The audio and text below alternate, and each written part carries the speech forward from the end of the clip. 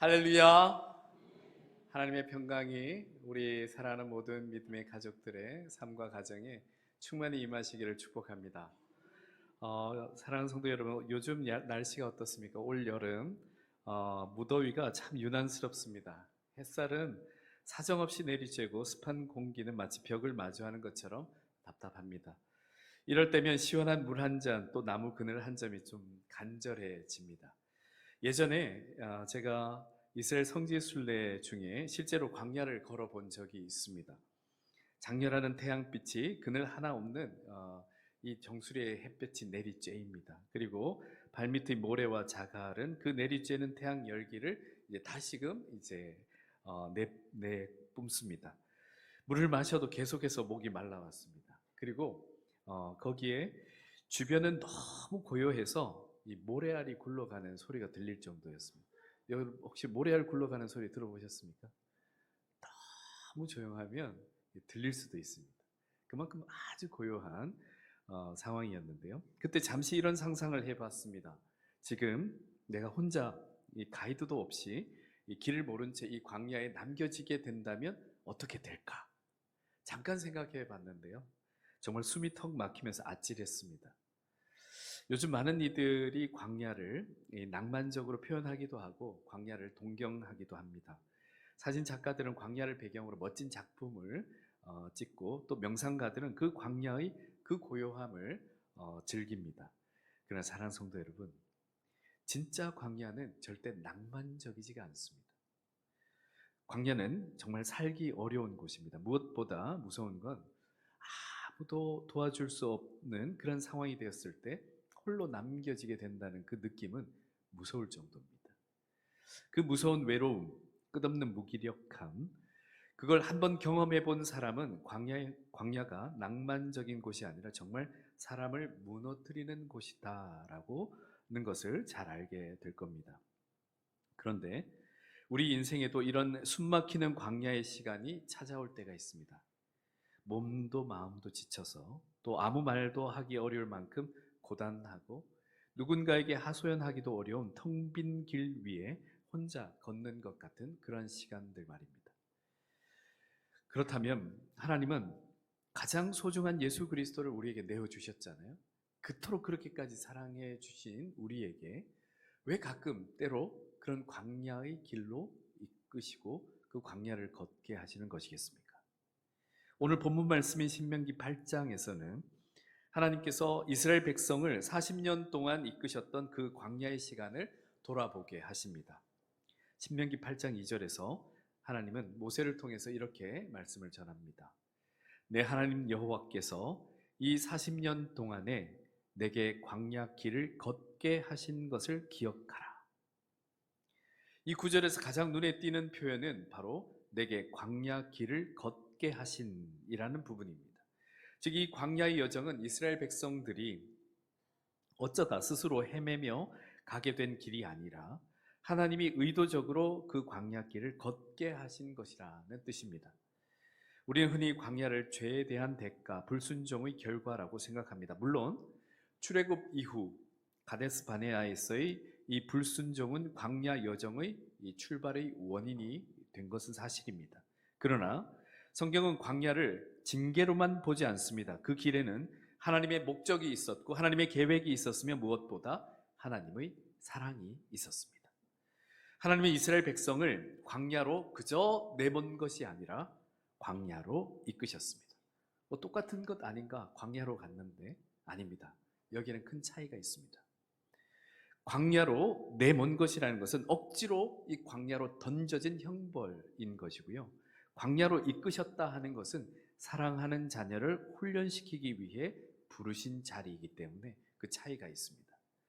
그렇다면 하나님은 사랑하는 자녀들에게 왜 이러한 혹독한 훈련을 시키시는 것이겠습니까? 본문은 또다시 이런 말을 우리에게 전합니다. 너를 낮추시며 너를 시험하사 내 마음이 어떠한지 그 명령을 지키는지 지키지 않는지 아니 지키는지 알려 하심이라. 즉 광야는 단순한 방황의 시간이 아니라 마음을 확인하는 시간이었습니다. 하나님의 이스라엘 백성들에게 묻고 계셨습니다. 너는 나 하나만으로 족할 수 있느냐? 내가 떡이 아니라 말씀으로 너를 살게 해줄 수 있는 하나님이라는 것을 믿느냐? 너는 평안할 때뿐만 아니라 고난 중에도 나를 신뢰할 수 있겠느냐? 이 질문 앞에서 드러나는 진짜 마음을 확인하는 시간이 바로 광야의 시간이었습니다. 진짜 사랑은 아무것도 없을 때 정말 분명하게 확인됩니다.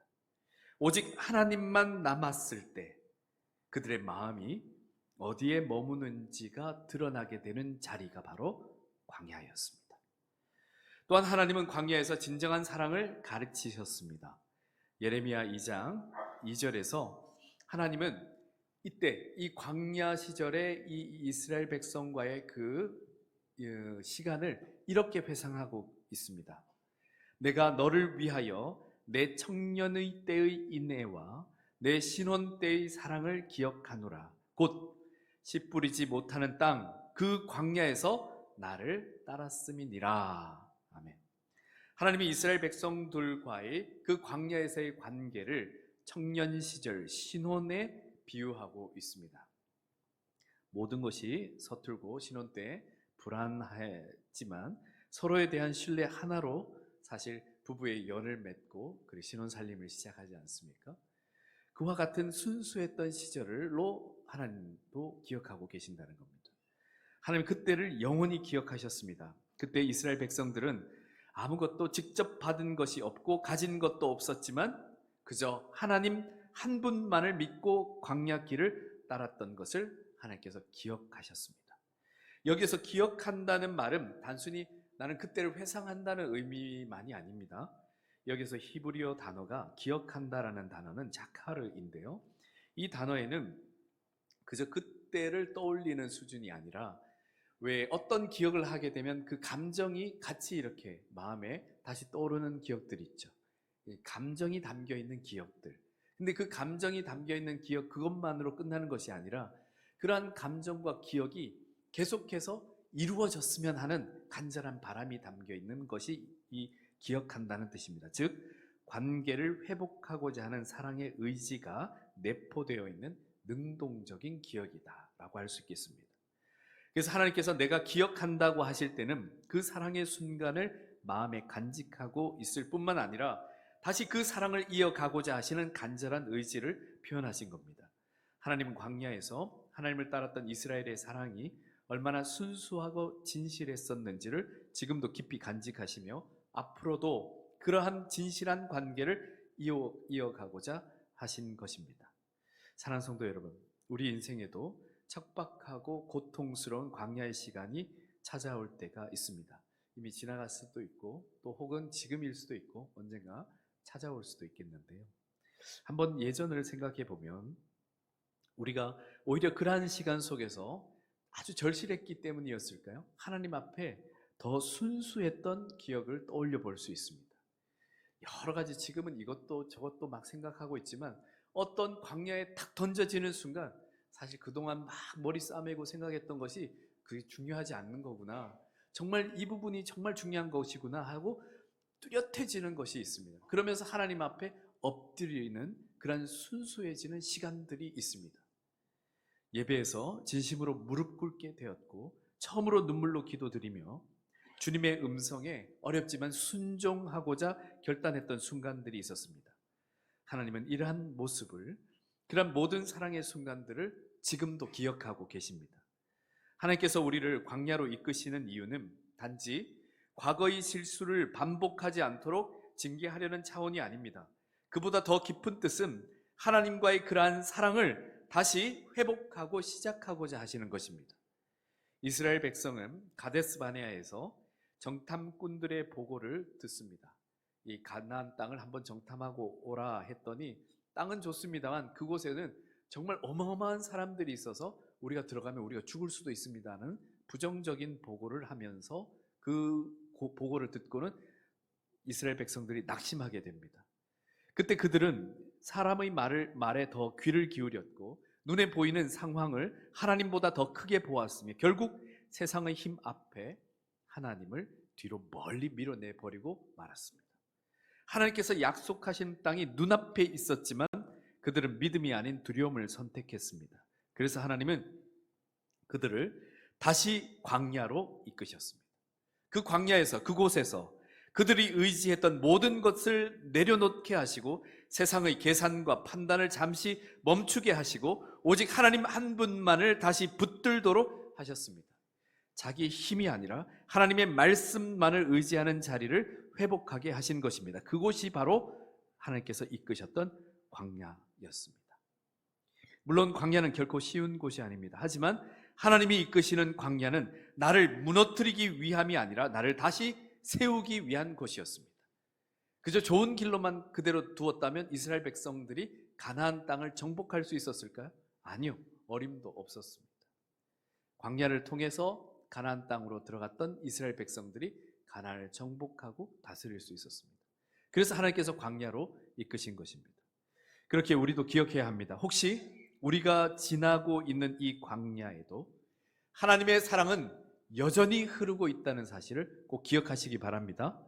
그렇다면 하나님은 광야에서 어떤 훈련을 시키셨겠습니까? 신명기 8장 3절에서 하나님 또한 이렇게 말씀을 전하도록 하셨습니다. 너를 낮추시며 너를 줄이게 하시며 또 너도 알지 못하며 내 조상들도 알지 못하던 만나를 내게 먹이신 것은 사람이 떡으로만 사는 것이 아니요 여호와의 입에서 나오는 모든 말씀으로 사는 줄을 내가 알게 하려 하심이라. 아멘. 하나님께서는 광야에서 그들의 삶 전체를 바꾸시는 훈련을 하셨습니다.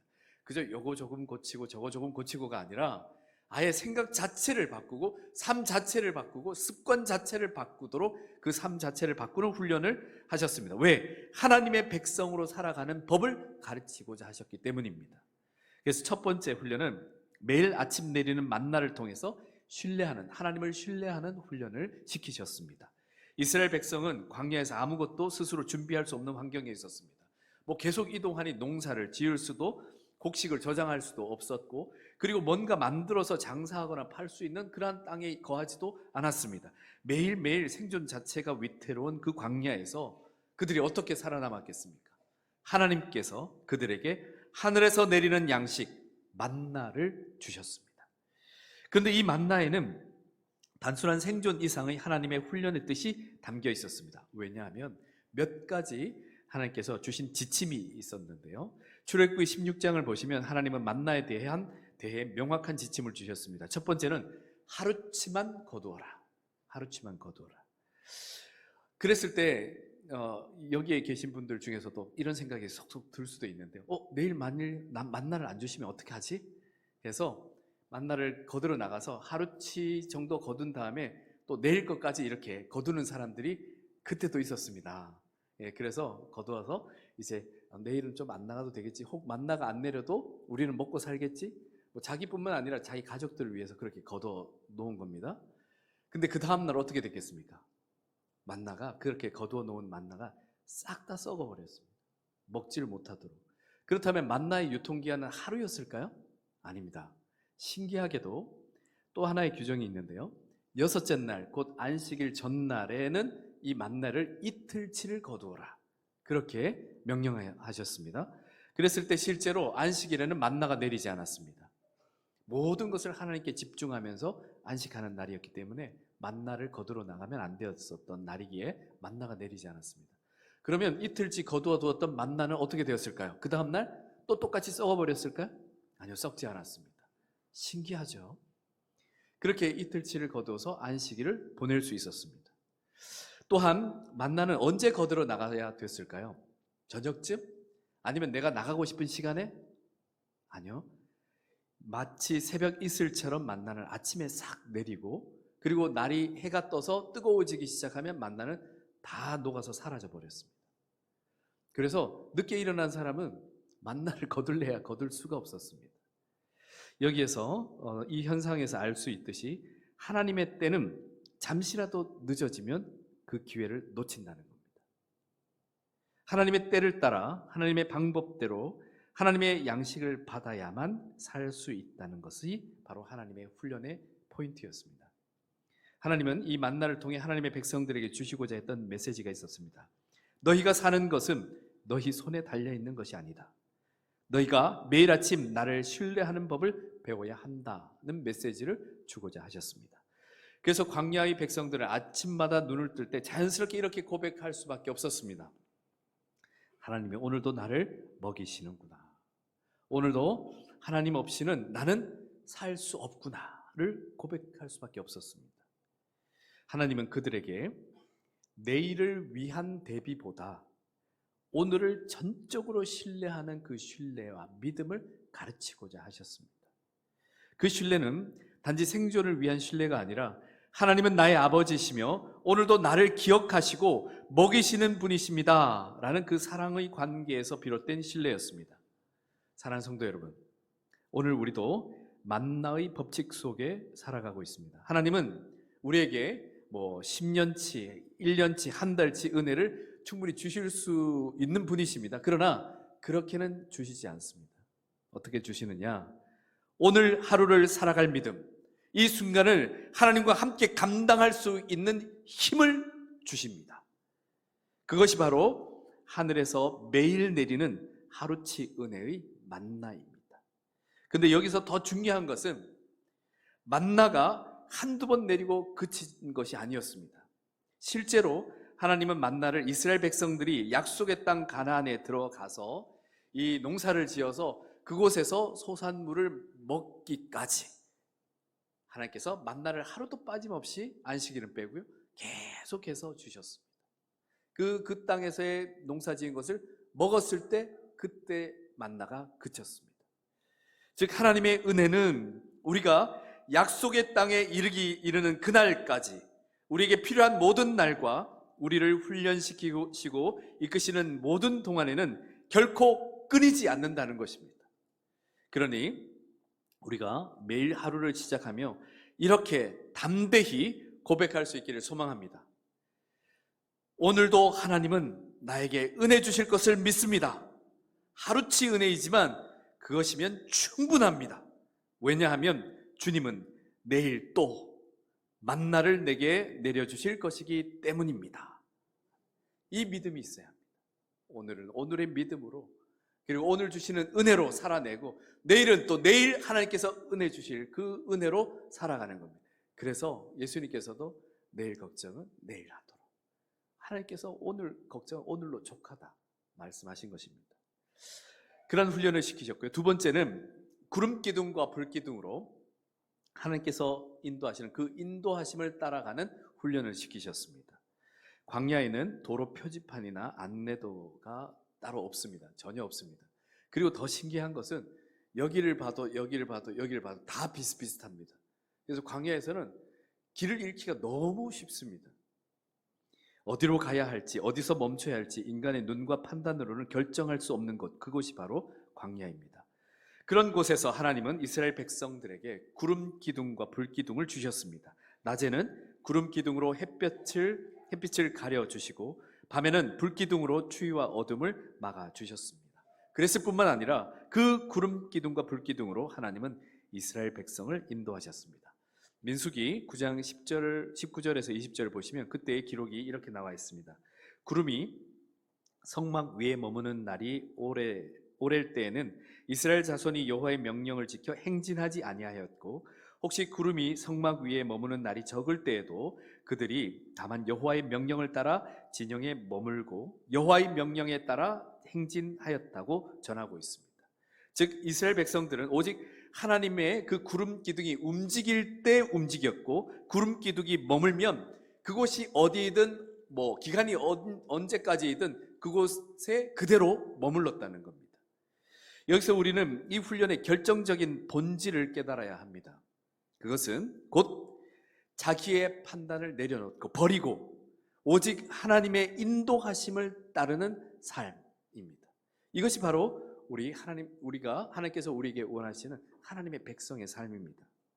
그런데 이것은 매우 불편한 훈련이었습니다. 지금도 우리에겐 불편한 훈련입니다. 왜냐하면 우리는 스스로 계획하고 판단하고 움직여가고 싶어 합니다. 그러나 하나님은 광야에서 그러한 습관을 완전히 깨트리셨습니다. 우리도 인생의 수많은 갈림길에서 이러한 갈등들을 합니다. 내가 언제 이직해야 할까?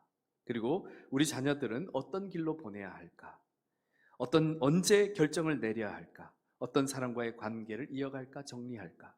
또 우리는 자신의 판단과 자신의 본능대로 그러한 것들을 결정을 내리고 또 움직이려고 합니다. 하지만 하나님은 너는 내가 가라 할 때 가고 내가 멈추라 할 때 멈추라. 내 속도도 내 기준도 내려놓고 나의 때, 나의 방법, 나의 방향을 믿고 따라오라 말씀하고 계십니다. 사랑하는 성도 여러분, 인생의 광야에서 가장 안전한 길은 내가 옳다고 생각하는 길이 아니라 하나님께서 앞서가시는 길이심을 믿으시기 바랍니다. 그래서 우리는 하나님의 그 뜻을 묻고 알기 위해서 매일같이 하나님의 그 뜻 앞에 무릎 꿇지 않을 수가 없습니다. 그리고 세 번째 훈련시킨 것은 오직 승리는 하나님께 있다는 영적 전쟁을 치르는 훈련을 시키셨습니다. 하나님께서 이스라엘 백성들을 광야로 이끄신 또 하나의 이유는 그들이 애굽의 노예로 살아왔기 때문에 전쟁에서 싸우는 법도 이기는 법도 전혀 몰랐습니다. 그저 노예로만 살았던 그 노예 근성이 너무 강했던 그런 민족이었습니다. 그래서 하나님은 그들을 광야로 이끌어내셔서 훈련시키셨습니다. 전쟁에 능한 백성, 믿음으로 싸워 승리하는 하나님의 군대를 세우기 위함이었습니다. 실제로 이스라엘은 광야에서 수많은 전쟁을 치르며 하나님께 순종할 때 승리 주시는 하나님, 그 역사를 배워가기 시작했습니다. 그 중에서도 출애굽기 17장은 아말렉과의 첫 번째 전쟁, 그것이 이제 광야에서의 첫 번째 전쟁이었는데요. 이스라엘 백성에게 영적 전쟁의 본질이 무엇인지를 깨닫게 하는 아주 중요한 사건이었습니다. 출애굽기 17장을 보시면 모세가 산 위에서 그 여호수아가 이 아말렉과 전투를 치르고 있습니다. 모세가 손을 높이 들고 하나님께 간구하며 기도하였을 때는 이 이스라엘 백성들이 아말렉을 치면서 이기는데 계속 들고 있으니까 팔이 아프잖아요. 그래서 모세가 팔을 이렇게 내리면 다시 아말렉이 이스라엘을 이기면서 아말렉이 승리를 하는 겁니다. 이 모습이 계속 반복되고 있는 겁니다. 그러자 아론과 훌이 그 모습을 보며 한 사람은 좌우편에 이제 각각 서서 모세의 팔을 같이 붙들어 줍니다. 팔이 내려오지 않도록. 그렇게 팔이 내려오지 않자 이스라엘 백성이 아말렉을 계속 끝까지 쳐서 결국에는 승리를 가져오게 됩니다. 이 모습을 보면서 이 사건은 전쟁의 승패가 칼이나 전술에 있지 않다는 것을 깨닫게 됩니다.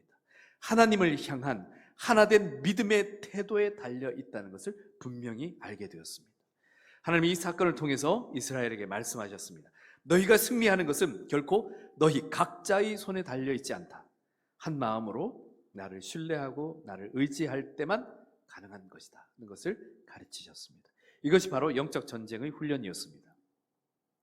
사랑하는 성도 여러분, 광야는 평안한 곳이 아닙니다.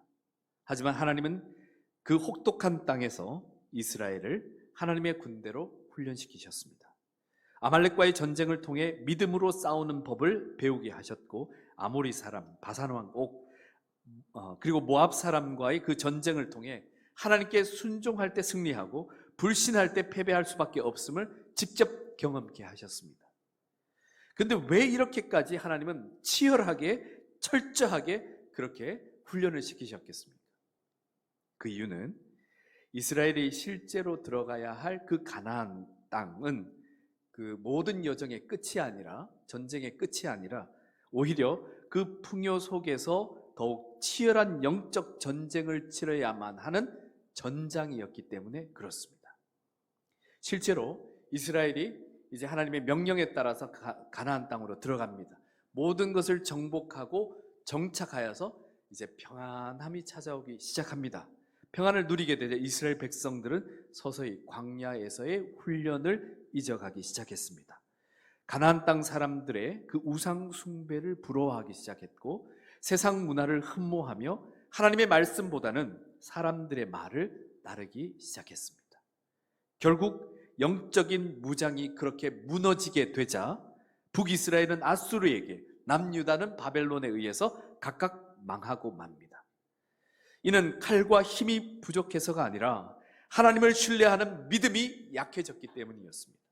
사랑하는 성도 여러분, 지금도 우리가 살아가는 시대는 겉으로는 풍요로워 보이는 시대를 살아가고 있습니다만은, 하지만 영적으로 보면 광야보다 더 위험한 가나안 땅 한복판에 서 있는 것과 같다고 할 수 있습니다. 우리에게는 여전히 싸워야 할 영적 전쟁이 있습니다. 세속적인 가치관과의 싸움, 신앙의 정결함을 지키기 위한 싸움, 그리고 교회를 무너뜨리려는 영적 공격을 잘 막아내고 지혜롭게 이겨내야 하는 싸움 등, 눈에 보이지는 않지만 이 전쟁은 지금 이 순간에도 계속되고 있습니다. 그러므로 오늘 우리는 광야에서의 훈련을 결코 게을리해서는 안 됩니다. 오늘도 하나님을 신뢰하는 사람, 하나님의 말씀에 순종하는 사람만이 이 보이지 않는 영적 전쟁에서 승리할 수 있습니다. 골리앗 앞에 섰던 어린 다윗이 싸움에 나서기 전에 이렇게 고백했습니다. 또 여호와의 구원하심이 칼과 창에 있지 아니함을 이 무리에게 알게 하리라. 전쟁은 여호와께 속한 것인즉 그가 너희를 우리 손에 넘기시리라. 아멘. 이렇게 당당히 외쳤을 때, 그때는 다윗은 소년이었고 앞에는 큰 장수가 있었으며 이 블레셋의 그 기세는 이루 말할 수 없이 높았던 때였습니다. 그러나 다윗은 이 전쟁은 그것에 좌우되는 것이 아니라 오직 하나님께 의해 좌우되는 것이다 라고 선포했던 겁니다. 다윗은 무기가 아니라 하나님을 신뢰함으로 승리했습니다. 그 믿음이 바로 오늘 우리에게도 필요한 믿음입니다. 지금도 보이지 않는 영적 전쟁이 우리를 둘러싸고 있습니다. 그러나 분명히 기억하십시오. 전쟁은 하나님, 여호와 하나님께 속한 것입니다. 우리가 순종함으로 담대히 나아갈 때 하나님께서 우리에게 승리를 주실 것을 믿습니다. 그런데 하나님께서 이스라엘 백성들에게 이러한 훈련들을 통해서 다듬어 가시고 세워 가시는 중에 정말 광야 길로 인도하신 중요한 목적이 있으셨습니다. 그것은 이스라엘 백성으로 하여금 하나님을 진정으로 예배하는 백성을 삼기 위함이었습니다. 광야에서 하나님은 그들에게 아주 중요한 것을 지으라 명령하시는데요, 바로 성막을 지으라고 명령하셨습니다. 이 성막은 단순한 예배 장소, 이독행식, 성전 그 이상이었습니다. 성막은 하나님께서 그들과 함께 하신다는 상징이었습니다. 그리고 하나님의 실제였습니다. 출애굽기 25장 8절에서 하나님은 내가 그들 중에 머무를 성소를 그들이 나를 위하여 지으라고 말씀하셨습니다. 그리고 출애굽기 29장 46절에서 이렇게도 말씀하셨습니다. 그들은 내가 그들의 하나님 여호와로서 그들 중에 거하려고 그들을 애굽 땅에서 인도해낸 줄을 알리라. 나는 그들의 하나님 여호와니라. 아멘. 그렇습니다. 하나님께서 이스라엘을 애굽에서 이끌어내신 목적은 그들과 함께 그들 안에 거하시며 그들을 참된 예배자로 세우기 위함이었습니다. 하나님은 성막을 백성의 진영 한가운데 두도록 하셨습니다. 이제 지파가 이스라엘 백성들이 옮겨가다가 구름이 탁 머무르는 곳에서 무엇을 제일 먼저 이렇게 딱 정비하고 지었냐 하면 성막을 먼저 지었습니다. 그리고는 그 성막을 중심으로 동서남북 각각의 지파를 배치하였습니다. 그래서 항상 이동식으로 다 되어 있어서 그 이동식으로 치고 갔다가 멈출 때는 그걸 딱 다시 세팅하는 식으로 이제 이동을 했었는데요. 그럴 때마다 가장 중심에 무엇이 있었느냐? 성막이 있었습니다. 이 성막을 가장 중심에 두는 것은 단지 구조적인 배치뿐만이 아니라 삶의 중심이 하나님의 임재, 예배가 되어야 한다는 영적 원리입니다. 사랑하는 믿음의 형제 자매 여러분, 여러분의 삶의 중심에 무엇이 있습니까? 내 중심에 무엇이 있지? 어떻게 아시겠습니까? 여러분이 시간을 어떻게 쓰시는지 보면 합니다. 어떤 시간을 중심으로 계획을 잡는지, 그리고 어떤 곳에 내가 노력과 그리고 물질을 투자하고 있는지를 보시면 그 중심에 뭐가 있는지를 압니다. 광야에서의 삶은 매일 성막에서 드려지는 제사를 통해 매일 하나님을 바라보며 살아가는 예배 중심의 삶이었습니다. 이사야서 43장 21절을 보시면 하나님께서 우리를 창조하신 목적에 대해서 나오는데요, 이 백성은 내가 나를 위하여 지었나니 나를 찬송하게 하려 함이니라. 아멘. 즉 하나님께서 우리를 창조하신 목적은 하나님을 찬송토록 예배하게 하기 위함이었다고 하나님께서 말씀하십니다. 광야의 훈련을 통해 하나님께서 진정 원하셨던 것은 예배하는 백성, 하나님만을 진정한 왕으로 하나님께만 엎드리는 공동체를 세우기 위함이었습니다. 그리고 그 백성이 가나안 땅이든 어디 들어가든 우상 문화와 세속적인 가치에 물들지 않고 끝까지 예배하는 자로 살아남게 하기 위해서 이러한 훈련들을 시키신 것입니다. 사랑하는 성도 여러분, 오늘날 우리가 살아가는 세상은 가나안 땅처럼 이제 많이 부유해지고 풍요로워 보입니다. 물론 힘듦과 어려움들을 겪기도 하지만요. 그러나 동시에 우리의 이 예배를 빼앗으려는 수많은 유혹들이 가정이든 개인이든 사회에 존재하고 있습니다. 하나님은 지금도 우리에게 성막 중심, 곧 예배 중심의 삶을 살기를 원하십니다.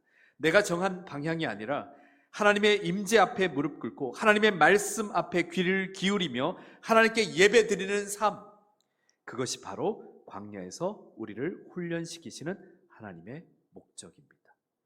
그러므로 오늘도 예배를 삶의 중심에 두시길 바랍니다.